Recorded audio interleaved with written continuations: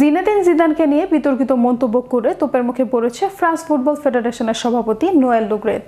আর তাতেই বেজায় খেপেছে France football তারকা কিলিয়ান এমবাপ্পে। জিদানের পাশে দাঁড়িয়ে ফেডারেশন সভাপতির কড়া সমালোচনা করেছেন তিনি। বিস্তারিত দেখুন ডেস্ক রিপোর্টে।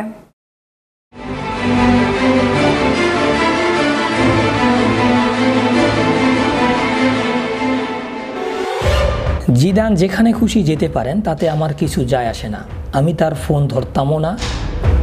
ফরাসি ফুটবল ফেডারেশনের সভাপতি নোয়েল লে গায়েতের এমন মন্তব্যে তোলপাড় সে দেশের ফুটবল।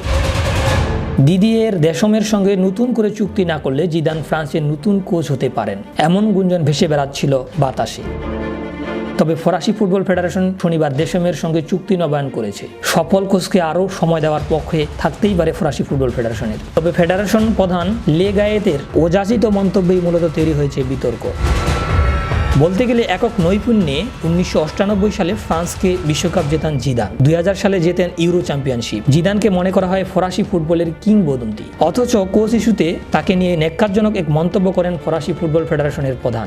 RMCর সঙ্গে সাক্ষাৎকারে তিনি বলেন, আমি জানি জিদানকে কোচ বানানোর ব্যাপারে কথা হচ্ছিল, তার অনেক সমর্থক আছে, কেউ দেশমের বিদায় চাইছিলেন, কিন্তু কে পারবে দেশমেকে তীব্র তিরস্কার করতে?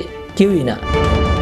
লে গায়েতে যোগ করেন, জিদান ব্রাজিলের কোচ হবেন, তিনি যা খুশি করতে পারেন, তাতে আমার কিছু যায় আসে না। আমি কখনো তার সঙ্গে দেখা করিনি, আমরা কখনো দেশমের সঙ্গে সম্পর্ক ছেদের কথা ভাবিনি।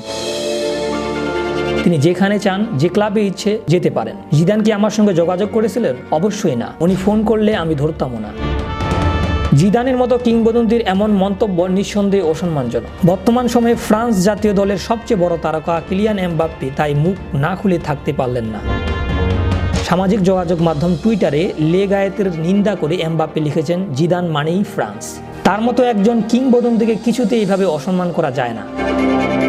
এরকম একজন কিংবদন্তির জন্য এটা চূড়ান্ত লজ্জাজনক ও অপমানও বটে, যাতে আমরা সকলে আহত। ফ্রান্সের একজন ক্রীড়া সংস্থা প্রেসিডেন্টের এমন মন্তব্য করা উচিত নয়। অনুগ্রহ করে জিদানের কাছে ক্ষমা চেয়ে নিন। শাহরিয়ার রহমান, বিশ্ব বাংলা 24।